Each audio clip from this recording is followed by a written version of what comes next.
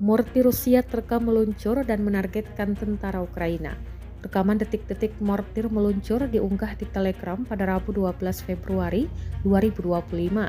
Dalam keterangan unggahan disebutkan seorang prajurit mortir Rusia sedang beraksi.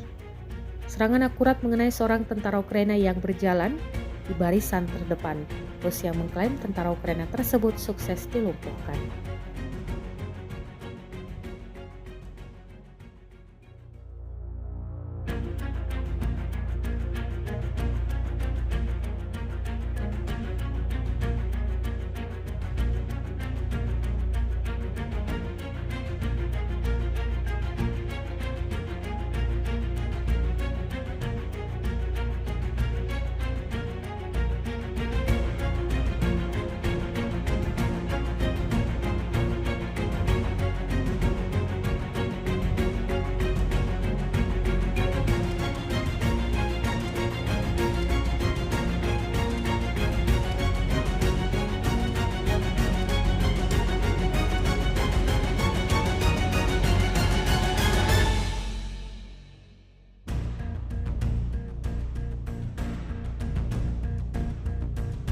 Download Tribun X sekarang, menghadirkan lokal menjadi Indonesia.